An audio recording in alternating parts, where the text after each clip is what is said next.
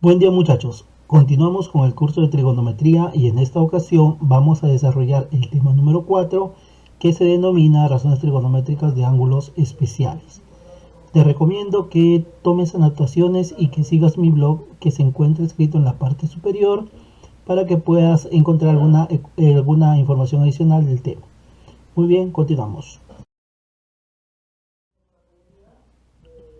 Para definir razones trigonométricas de ángulos especiales, necesitamos tener en cuenta todo lo concerniente, en primer lugar, a un plano cartesiano. En un plano cartesiano, como observamos, está compuesto de dos líneas que son perpendiculares, ¿sí? Donde está constituido por pares ordenados. Entonces debemos de conocer todo lo concerniente al plano cartesiano. Entonces, en el plano cartesiano recuerden que está dividido en 4 cuadrantes. Primer cuadrante, segundo cuadrante, tercer cuadrante, cuarto cuadrante. ¿Correcto? Va a depender del ángulo en donde se encuentre, si mi razón trigonométrica. A esto lo vamos a denominar ángulo en posición normal para poder calcular las razones trigonométricas. Muy bien, entonces no olvides que nosotros vamos a tener ejes, en este caso eje positivo en X y eje negativo en X, eje positivo en Y y eje negativo en Y. Como su nombre dice, los pares ordenados se va a formar de un par de elementos que va a estar constituido por un elemento X y un elemento Y. Por ejemplo, en el primer cuadrante, si yo tomo un punto, entonces el X es positivo, X será positivo y Y también será positivo. Entonces de acá partimos, ¿no? En el primer cuadrante no te olvides que ambas componentes, tanto X como Y, son positivos. Eso es una línea general que debemos de seguir para resolver problemas. Ya en el eje Y, si observamos, el X es negativo y el Y es positivo. Entonces todo par ordenado en el segundo cuadrante debe tener el valor de X negativo y Y positivo. En el tercer cuadrante ambos componentes tienen que ser negativos. Y en el cuarto cuadrante el X es positivo y el Y es negativo. ¿Ya? En primer lugar debemos de tener en cuenta eso. Muy bien, ¿a qué llamamos ángulo en posición normal? Un ángulo en posición normal lo podemos observar aquí, ¿sí? Va a ser aquel ángulo que siempre parta del eje X positivo. ¿Ya? La única condición es que parta del eje X positivo. Por ejemplo, en este caso tengo un ángulo en posición normal θ. Entonces, para poder definir mis razones trigonométricas, yo debo tener ángulo en posición normal. ¿Qué más puedo afirmar? Que mi ángulo se encuentra en el segundo cuadrante y mi ángulo es positivo ya que se encuentra en sentido antihorario. Muy bien, viendo otro ángulo, vamos a tener acá un ángulo que también se encuentra en posición normal, el ángulo beta, ya que parte del eje X positivo y se encuentra en este caso en el tercer cuadrante. Pero, a diferencia del anterior, que mi ángulo beta va a ser negativo, ¿sí? Porque se encuentra en sentido horario.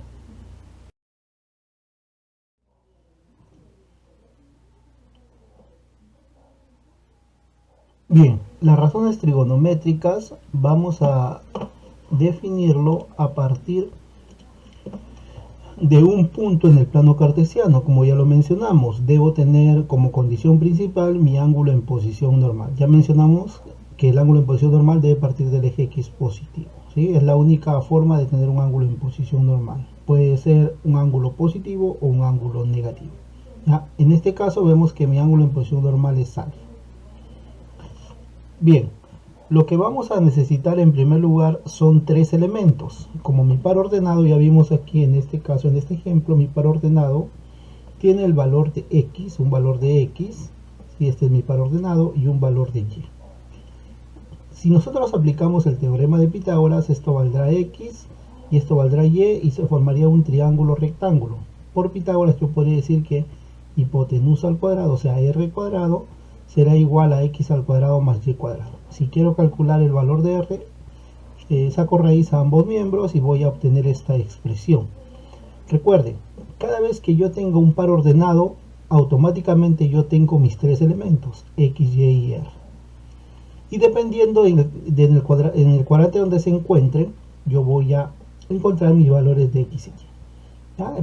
Para ver en qué cuadrante estoy, ¿no? Por ejemplo, en el segundo cuadrante, como vimos aquí, mi X va a ser negativo, porque estamos en el segundo cuadrante. Recuerden, el valor de X será negativo. mi valor tiene que ser negativo y el y tiene que ser positivo. ¿Ya? Entonces en el segundo cuadrante la condición es que eso va a ocurrir siempre, que el x siempre va a ser negativo y el y va a ser positivo para que esté en el segundo cuadrante.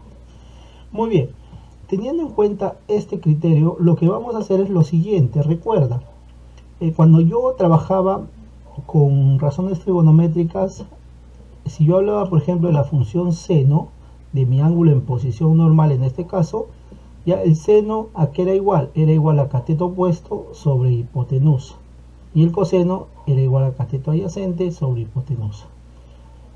Bien, vamos a hacer el cambio ahora cuando trabajemos con razones trigonométricas de ángulos especiales o cualquier razón trigonométrica que se encuentre en uno de los cuadrantes. Lo que vamos a hacer el cambio es en lo siguiente. Ahora, ya no vamos a llamar cateto opuesto, sino ahora va a ser el elemento y del par ordenado. ¿Ya? Entonces vamos a cambiar, en lugar de cateto opuesto vamos a decir y en lugar de cateto adyacente vamos a decir x, ¿no? El valor de x, y mi hipotenusa será r. Bien, esos tres elementos, entonces podemos definir mi razón trigonométrica que va a cumplir para cualquier cuadrante. Entonces el seno va a ser igual a y sobre r, el coseno sería igual a x sobre r, la tangente es y sobre x, y como ya sabes, los demás simplemente vamos a invertir. La cotangente es el inverso de la tangente, x sobre y. La secante es el inverso del coseno, r sobre x. Y la cosecante es el inverso del seno, r sobre y. Entonces ahí ya tendríamos mis razones trigonométricas para poder calcular. Bien, entonces vamos a determinar ahora los signos, ¿sí? Que es un valor que tú ya conoces seguramente, y si no, tú lo puedes demostrar también a partir de esto y a partir de lo que ya hemos mencionado de los cuadrantes, ¿no? Por ejemplo, necesitamos para poder desarrollar las razones trigonométricas todas las definiciones que hemos mencionado.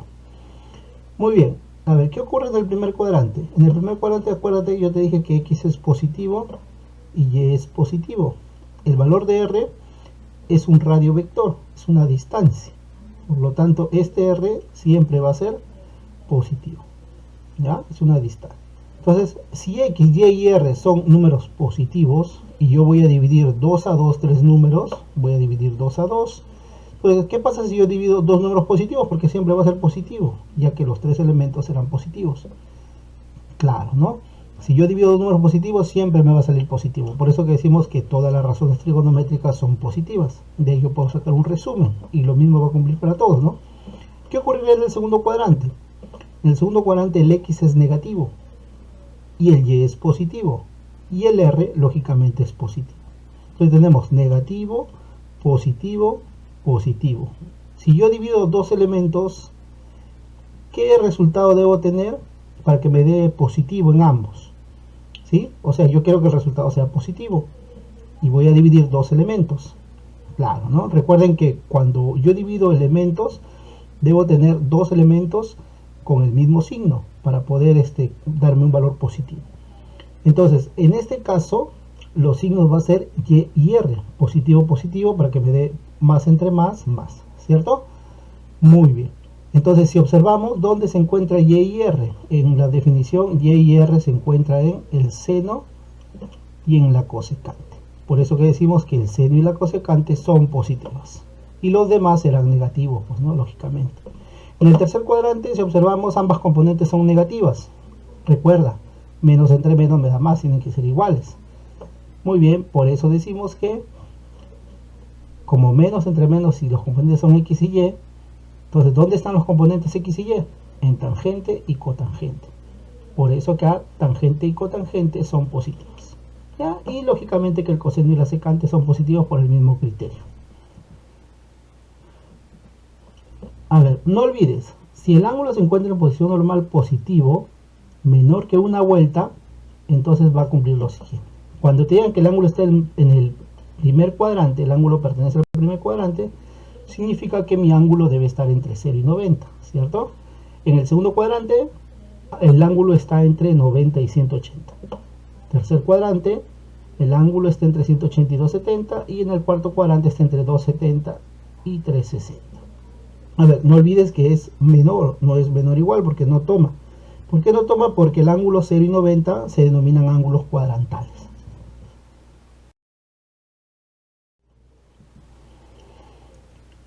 Bien, los ángulos cuadrantales, como ya vimos, son aquellos ángulos que separan a los cuadrantes, ¿correcto? Hemos visto primero, segundo, tercer y cuarto cuadrante. Estos ángulos que separan a los cuadrantes se denominan ángulos cuadrantales.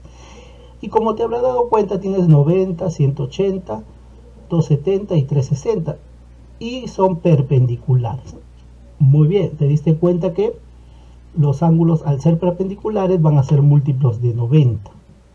Por eso decimos que un ángulo cuadrantal siempre va a ser 90 por un valor entero, ¿sí? 90 por 1, 90 por 2, 90 por 3, 90 por 4 y así podemos seguir, ¿no? O también pi medios, que es 90 por un valor entero, que sería lo mismo, sino que está en otro tipo de sistema radial.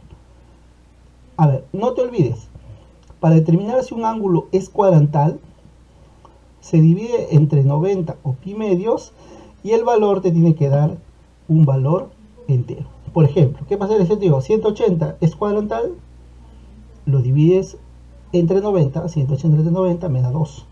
Es un valor entero, ya 180 sí es cuadrantal. Pero ¿qué pasa si yo dijera 100? 100 es cuadrantal. A ver, vamos a ver, lo divides 100 entre 90 y no te da un valor entero. Por lo tanto, ese ángulo no es cuadrantal. ¿Sí? Una manera rápida de cómo observar los valores. Muy bien, vamos a calcular ahora las razones trigonométricas de los ángulos cuadrantales. ¿Sí? Por ejemplo, seno de 0 es 0. Ahora, esto se puede calcular con ángulos en una circunferencia trigonométrica. En una circunferencia trigonométrica vamos a ver que los radios son iguales a 1. ¿Ya? Pero para hacerlo más sencillo, nos vamos a dar cuenta acá, por ejemplo, que hay una relación, ¿sí? Que siempre debemos recordar. ¿Ya? Vamos a acordarnos de esto. Oyonín. ¿Ya? ¿Para qué? Para los ángulos horizontales. ¿Quiénes son los ángulos horizontales? Si te fijas acá, 180 y 0, 360.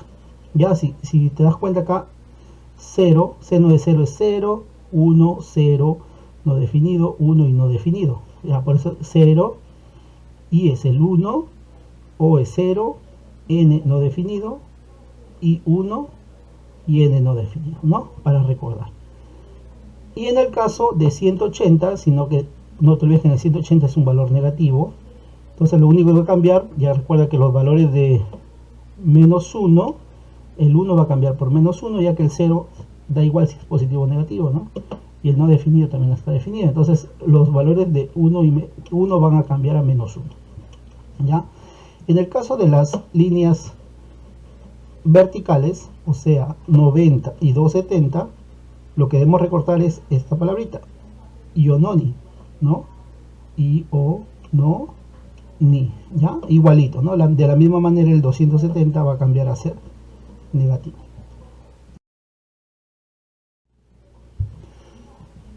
Mis ángulos cuadrantales nos vamos a dar cuenta que lo podemos delimitar de algunos valores. Por ejemplo, este ángulo es 0. Si doy una vuelta es 360. En radianes es 2pi. Si doy una vuelta, ya te diste cuenta que una vuelta es 2pi. Si doy una vuelta más, será 2pi más 2pi, 4pi. Si doy una vuelta más, 6pi. ¿Sí? Y ahí podemos formar una sucesión numérica de los ángulos que van a ser iguales a 0, ¿no? Equivalentes a 0. De la misma manera acá. Si te das cuenta, acá tú tienes pi medios. Si te das una vuelta, ya sabes que una vuelta sumas 2pi. Entonces, pi medios más 2pi, 5 pi medios. Le sumas una vuelta más, 5 medios más 2pi, 9 pi medios. Te fijas acá que vas a sumar 4 pi simplemente, ¿no? Pi medios, 5 pi medios, 9 pi medios, 13 pi medios.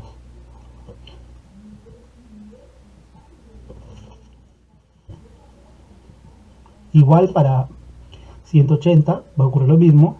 Acá es 180 o pi. Recuerda, si sumo una vuelta es 2pi. Sería pi, 3pi, 5pi, 7pi, 9pi, ¿no? Números impares en esta línea. De la misma manera acá, 3pi medios, que es 270. le sumas 2pi, te debe dar 7pi medio y así sucesivamente, ¿no? Vamos a sumarle 4pi a cada uno de ellos.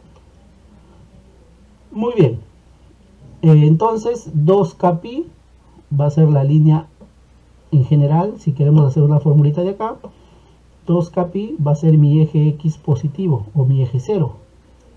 4k más 1pi medios va a ser mi eje y positivo. 2k más 1pi va a ser mi eje x negativo. Y 4k menos 1 pi medios va a ser mi eje y negativo, ¿sí? Esto lo vamos a ver con más detenimiento en la semana 12, donde vamos a hablar de ecuaciones trigonométricas, ¿sí? Pero para representar un valor de un cuadrante, de un ángulo cuadrantal, podemos utilizar esto dependiendo en qué posición nos encontremos, ¿ya? Esta ecuación. Recuerden que siempre mi valor de k tiene que ser un valor entero, lógicamente, ¿no?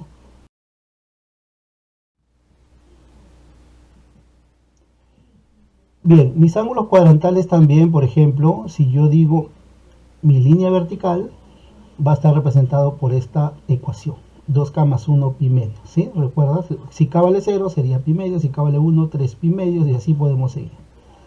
Mi línea horizontal va a estar representada por kpi, ¿sí? K puede ser 0, entonces sería k puede ser 1, sería pi, k puede ser 2, 2pi, y así podemos seguir todos los elementos.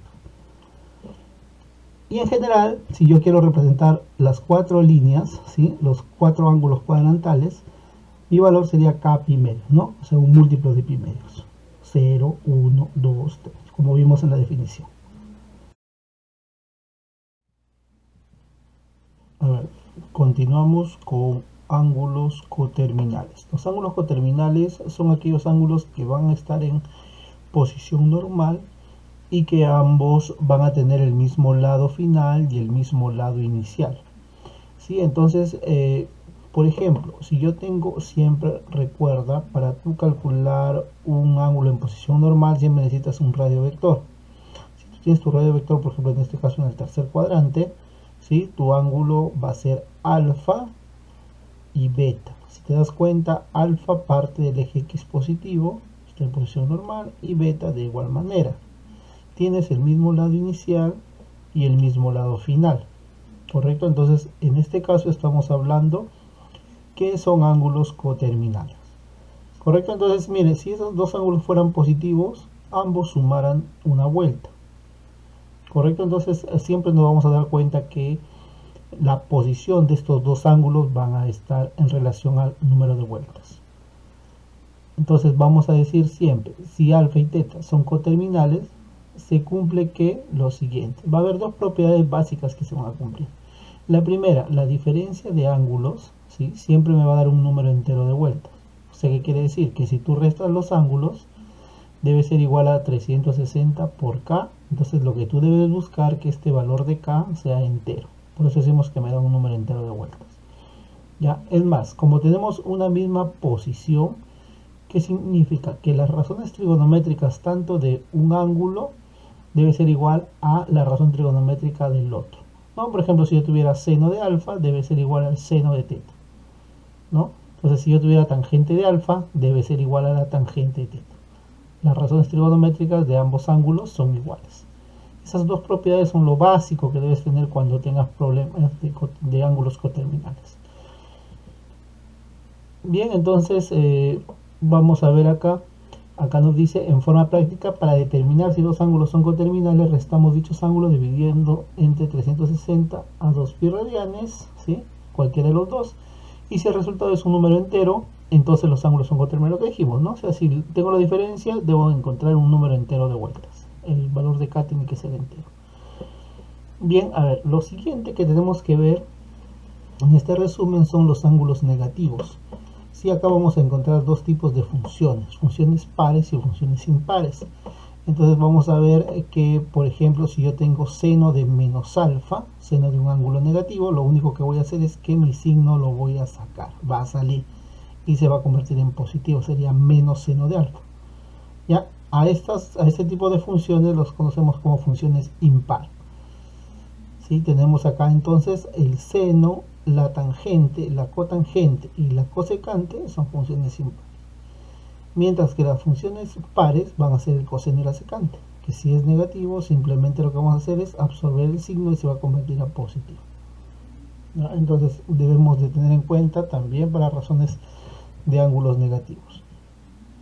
Muy bien, ahora hay una propiedad importantísima que vamos a ver que me va a servir, ¿sí? Generalmente cuando yo tengo ángulos que no están en posición normal y voy a hacer rotación, me va a servir esto. Ya, entonces, ¿qué me quiere decir esta propiedad? Que si yo tengo un radio vector, por ejemplo, de par ordenados A, B, ¿ya? Entonces acá estamos asumiendo que A y B son positivos, ¿no? Asumiendo que A y B son positivos, porque no me dice nada. Entonces cuando este par ordenado gire 90 grados, ¿sí?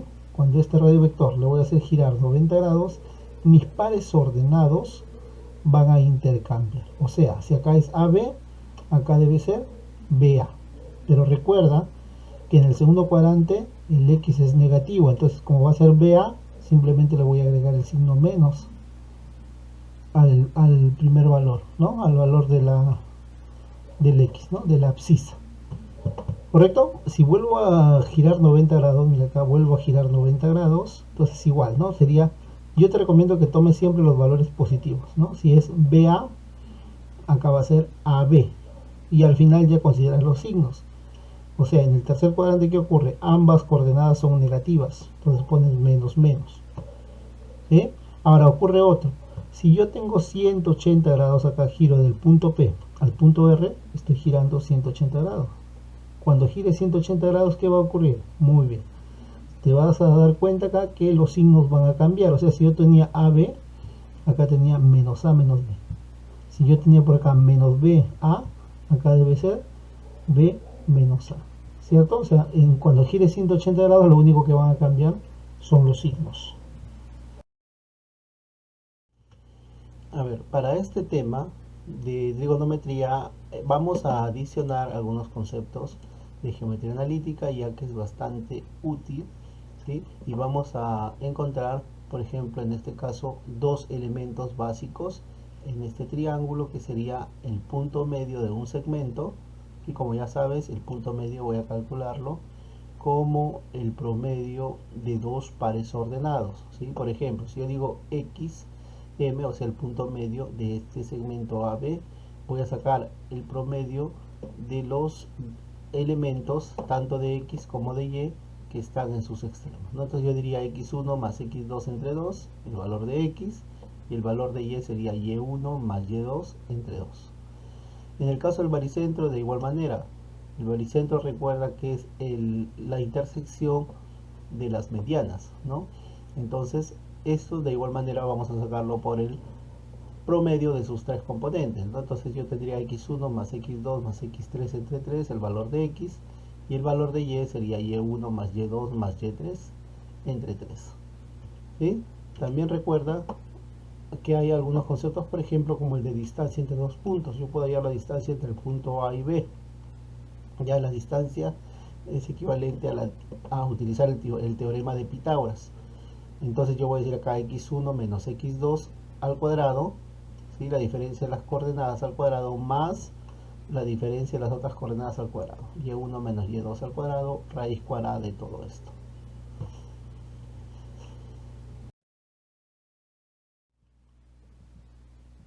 Bien, podemos hallar el área de un sector triangular. En general, por geometría analítica, yo puedo hallar el área con esta formulita de cualquier figura geométrica, ¿no? De cualquier polígono, ¿sí? Sea un cuadrado, un rectángulo de repente, un pentágono, un hexágono, etcétera. De cualquier figura poligonal yo lo puedo calcular, ¿ya? Entonces, ¿qué vamos a hacer? El área se va a calcular de la siguiente manera. El área significa que es la superficie de este triángulo, ¿no? Yo voy a colocar lo siguiente, va a ser igual a un medio, ¿sí? De este determinante. Entonces, acá lo que voy a hacer es lo siguiente, voy a elegir en sentido antihorario cualquier punto, ¿sí? En este caso voy a partir del punto A y voy a colocar mis pares ordenados. Por ejemplo, voy a colocar acá el primer par ordenado A, X1 y Y1. Luego, como estamos en sentido antihorario, ¿quién le sigue? Le sigue B. Coloco debajo de ese punto el punto B, X2, Y2. Y luego, ¿quién le sigue? El punto C. x3, y3, y luego siempre se repite el primero, x1, y1, ¿sí? Hasta ahí llegamos. Por ejemplo, en el caso de un triángulo voy a tener 4 puntos. ¿Qué hubiera pasado si hubiera sido un cuadrado? Si fuera un cuadrado yo tendría 5 puntos, porque va a ser x1, x2, x3, x4, porque son 4 vértices, y el primero que se repite, ¿ya? Entonces, para cualquier figura yo lo puedo calcular con esto, ¿sí? Y vamos a seguir así, vamos a multiplicar acá, por ejemplo, siempre aquí en diagonal, x1, y2, x2, y3, x3, y1. Y de la misma forma en el otro sentido, ¿no? Entonces vamos a calcular tomando ese sentido de la siguiente manera. Ya, entonces vamos a decir un medio que ya lo tenemos y vamos a restar, ¿no? x1 y y2, ¿sí? Lo vamos a sumar con x2, y3 y con x3, y1, ¿no? Lo sumamos. Y a esa suma le debemos restar ya la suma de los otros productos, no 2 a 2. Entonces le voy a restar x2, y1, x3, y2 y x1, y3 el producto, ¿ya? Entonces, aplicando esto yo puedo encontrar el área, ¿sí? Esto me va a ser útil, por ejemplo, en el tema 4, pero también en el tema 5 cuando calculemos áreas, ¿sí? Hay algunas áreas que son un poquito complejas, que yo no puedo calcularlo simplemente con fórmulas básicas, ¿no? Que como se hace en el caso de áreas cuando utilizamos circunferencia trigonométrica, sino que necesitamos de repente utilizar esta propiedad que me va a ser útil. Bien, vamos a las aplicaciones, ¿ya? Entonces, la primera aplicación, ya habiendo mencionado todas las características, definiciones y propiedades de ángulos especiales, vamos a ver una aplicación de acuerdo a lo que hemos mencionado en la teoría anterior. Se tienen, me dice acá, dos ángulos que se diferencian en un múltiplo de 360. Ya se sabe que el cuádruple del menor es la suma del ángulo menor más el triple del mayor de los ángulos, como 4 es a 5. Hallar el menor de los ángulos si se sabe que está comprendido entre 1080 y 3240.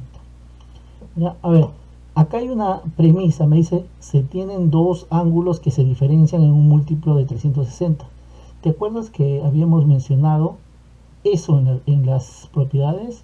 Sí, habíamos dicho que si dos ángulos se diferencian en un número entero de vueltas, son llamados ángulos coterminales, ¿cierto? Entonces eso es lo que está ocurriendo. Me está diciendo que la diferencia es igual a 360K. Debo buscar, no te olvides, que K sea entero.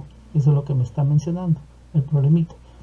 A ver, ahora me dice, se sabe que el cuádruple del menor es, recuerda que esta palabra es, me está hablando de una proporcionalidad, ¿no? Entonces se sabe que el cuádruple del menor es a la suma del menor más el triple del mayor, ¿ya? Entonces, si yo estoy asumiendo que alfa menos beta es igual a 360K, ya asumiendo que el valor me va a dar un número entero positivo, vamos a suponer que alfa es mayor a beta, ¿cierto?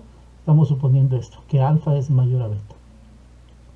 Entonces me está diciendo que el cuádruple del menor, como el menor es beta, 4 beta es A, ¿cierto? Entonces lo divido entre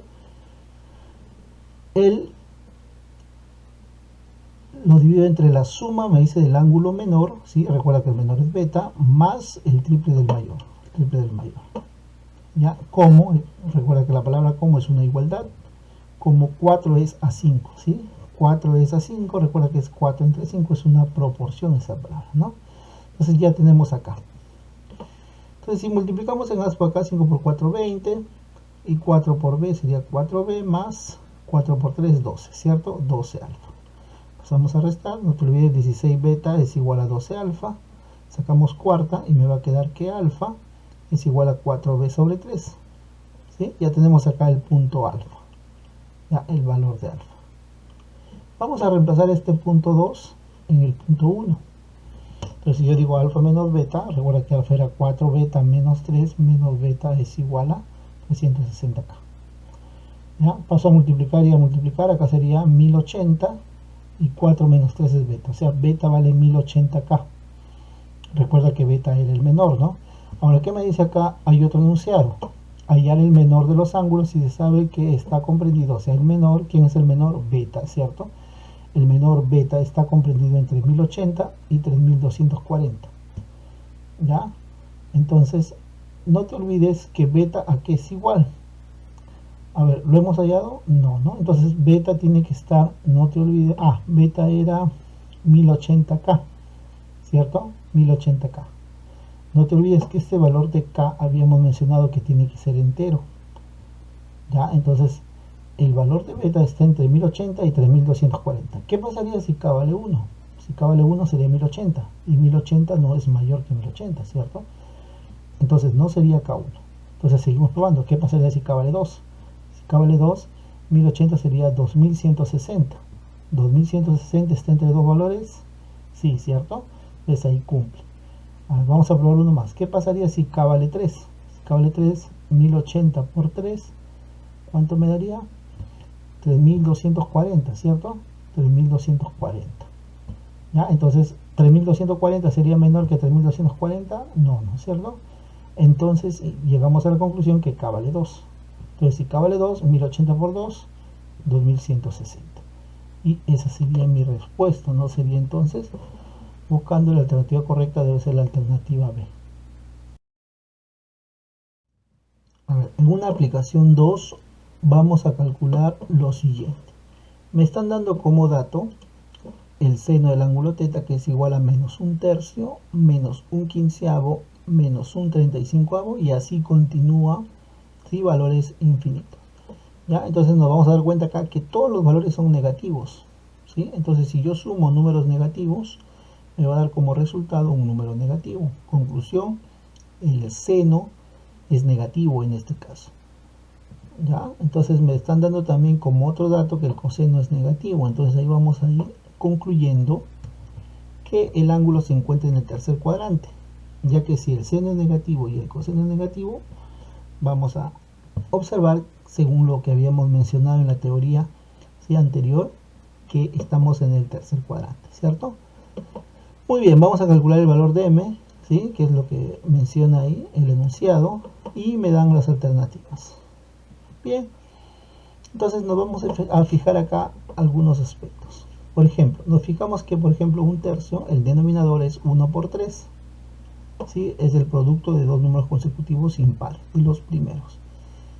Quien le sigue es un quinceavo, que sería 3 por 5, ¿no?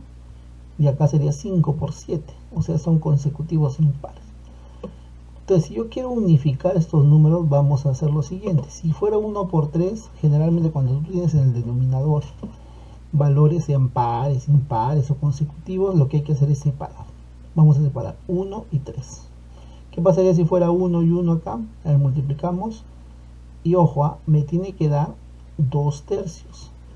¿Sí? Nos vamos a dar cuenta de eso. ¿Qué ocurriría, por ejemplo, si fuera 2 quinceavos? En el caso de 15 en el denominador.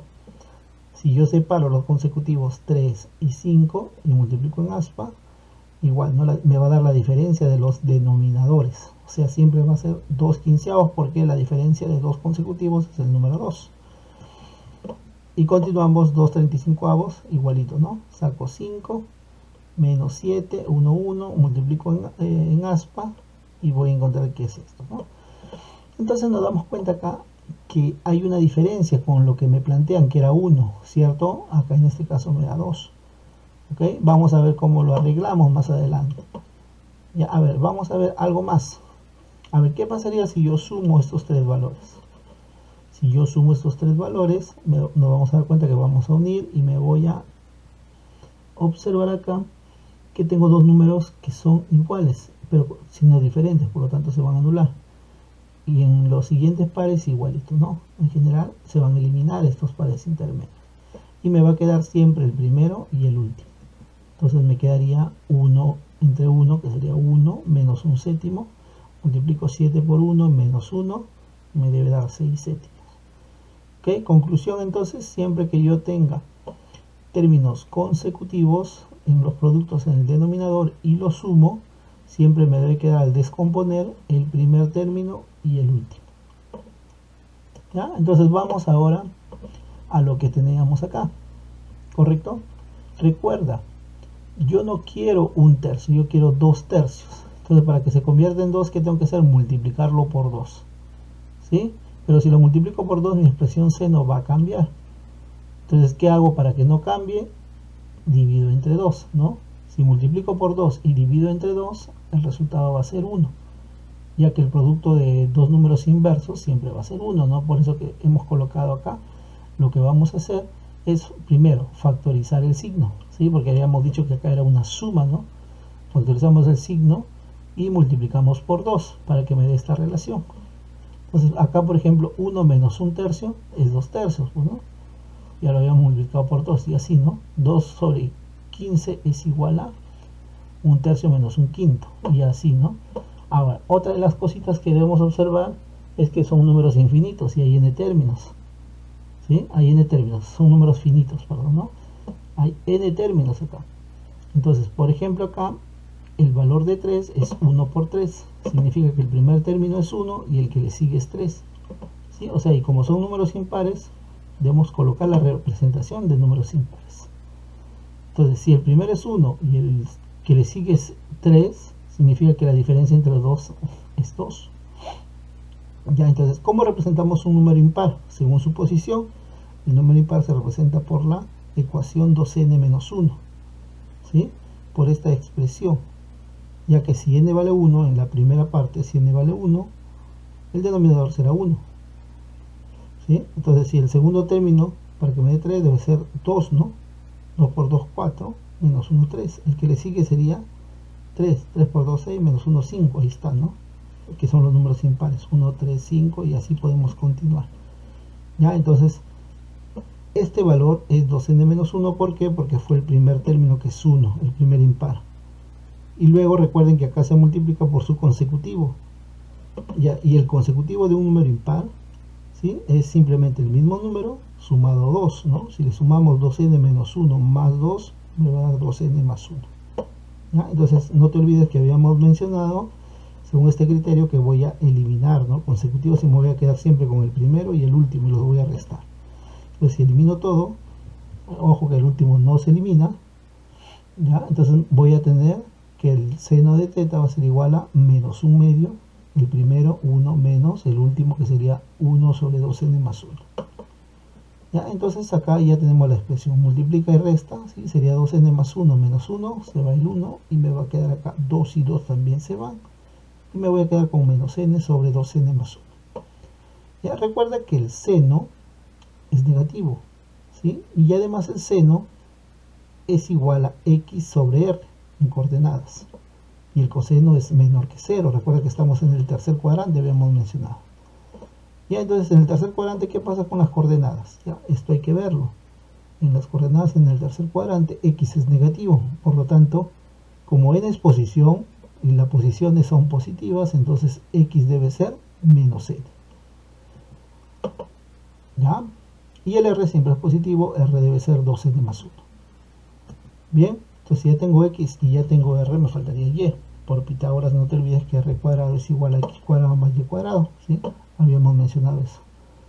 Muy bien, vamos a reemplazar. Sería, primero, como yo quiero hallar y, ya, yo quiero hallar y, entonces simplemente me quedo con y este x al cuadrado lo paso a restar. ¿Sí? Entonces vamos a reemplazar, y cuadrado es igual a r cuadrado menos x cuadrado, o sea, 2n más 1 al cuadrado menos n al cuadrado. Ya acá nos damos cuenta que hay una diferencia de cuadrados, ¿sí? Es como si yo tuviera a cuadrado menos b cuadrado. Ya sería a más b, si lo sumo me va a dar 2n menos n, n más 1. Y si lo resto, 2n más 1 menos menos sería más, sería 3n más 1. ¿Ya? Y acá, lógicamente, le saco la raíz, ¿no? Ahora, no olvides que la raíz, cuando yo saco raíz, la raíz tiene dos valores, ¿no? Un valor positivo y un valor negativo, algébricamente hablando. No te olvides que estamos en el tercer cuadrante. Y en el tercer cuadrante, tanto el valor de x como el valor de y es negativo. Por eso acá asumimos que y es negativo, por eso colocamos el valor negativo. Ya entonces ya contamos con x, con y con r. ¿Sí? Ya tenemos mis tres valores. ¿Qué me queda? Reemplazar simplemente porque ya tenemos todo. Entonces m va a ser igual raíz cuadrada de n más 1 sobre raíz cuadrada de 3n más 1 por, a ver, la tangente. Si definimos la tangente, si habíamos definido ya eso. La tangente es y sobre x, ¿cierto? Entonces vamos a reemplazar. Y valdría menos raíz cuadrada de n más 1 por raíz cuadrada de 3n más 1 entre menos n. Y le vamos a sumar la secante. La secante es r sobre x. R vale 2n más 1 sobre x, que sería menos n. ¿Sí? Simplificamos 3n más 1 y acá al multiplicar menos por menos se va.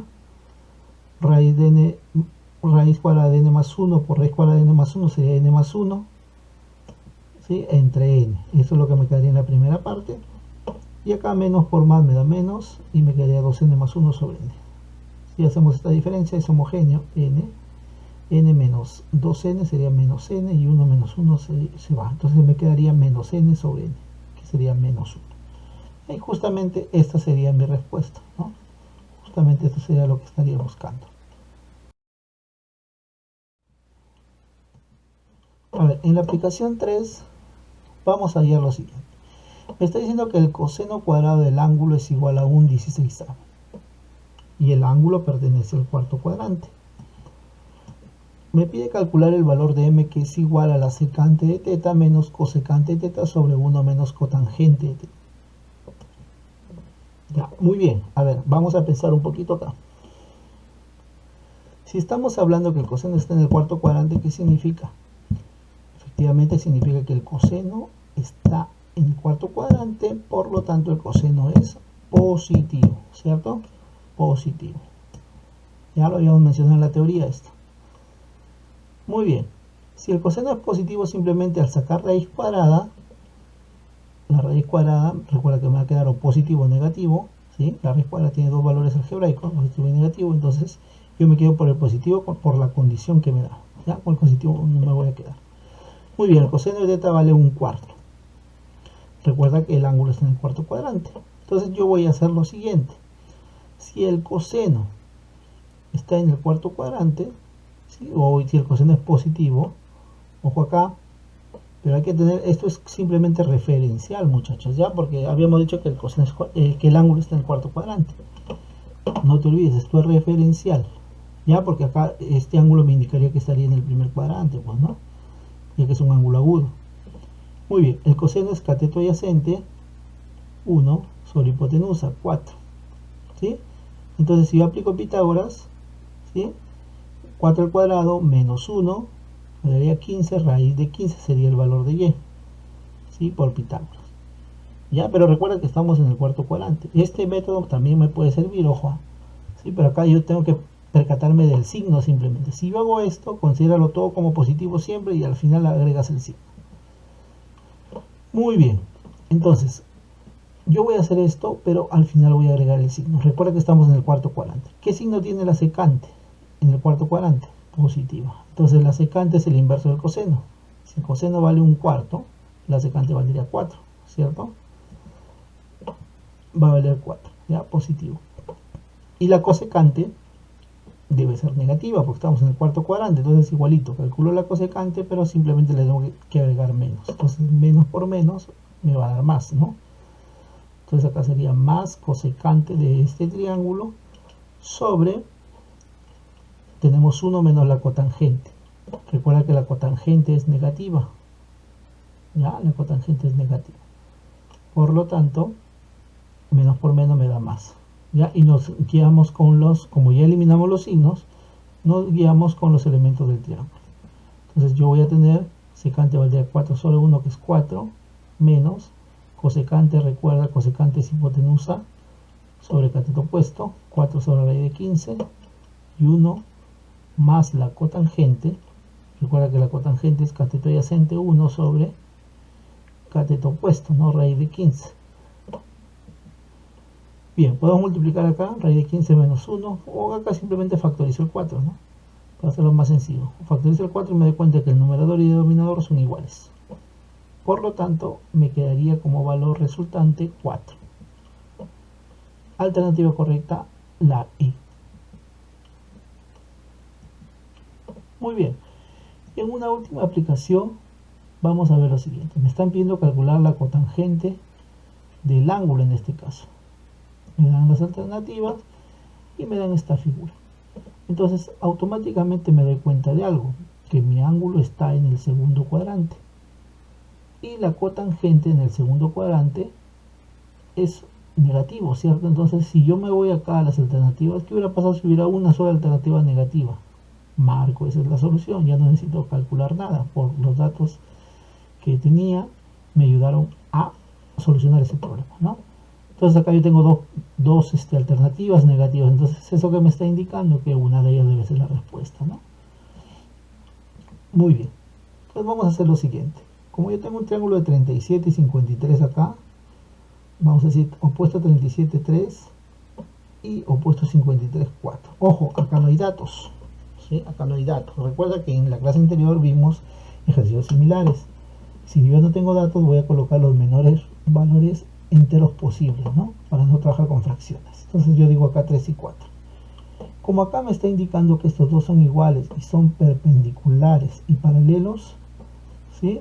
Entonces estoy en la seguridad que esto es un cuadrado. ¿Ya? Entonces esta figura es un cuadrado, entonces el lado del cuadrado vale 4. Entonces significa que acá vale 4, 4 y 4. ¿Ya? Para yo poder encontrar las razones trigonométricas de un ángulo en posición normal, ya no te olvides que yo necesito un radio vector y un punto en cualquier acá elemento del radio vector, ¿sí? Por ejemplo, yo puedo decir acá, si yo tengo un punto aquí, yo puedo calcular las razones trigonométricas con ese valor. Si yo tengo un punto acá, de igual manera. Entonces vas a ver siempre quién te conviene. El que te conviene lógicamente va a ser el valor que tengas, el valor que tienes, y que te conviene va a ser este punto que está aquí, ¿cierto? El valor del vértice. Acá no me convendría porque no sabría qué elementos habría, ¿no? Porque no sé cuánto vale este ángulo tampoco. Muy bien, entonces yo voy a decir acá este elemento. Ya, entonces me doy cuenta, en X ¿cuánto vale? Acá yo tengo 3 y acá yo tengo 4, significa 7. Pero 7 a la izquierda es 7 negativo, por eso que colocamos aquí menos 7. ¿Ya? Muy bien, y la altura es 4, entonces y vale 4. Ya tengo X y ya tengo Y. Como mi ángulo está en posición normal y yo ya tengo un punto, simplemente voy a decir, ya, ¿a qué es igual la cotangente del ángulo? X sobre Y. Entonces sería X menos 7 y Y 4. ¿Sí? Entonces la cotangente es X sobre Y, por lo tanto la cotangente del ángulo es menos 7 sobre 4. ¿Sí? Y nos damos cuenta que el valor correcto sería menos 7 cuartos, que está en la alternativa D. Bien, muchachos, hemos concluido el tema número 4. ¿Sí? Espero que hayas tomado anotaciones y te invito a que revises algunos artículos en mi blog, ¿sí? Que te servirán para afianzar más tu aprendizaje. Muy bien, hasta aquí hemos concluido. Gracias por tu atención y nos vemos en el próximo video.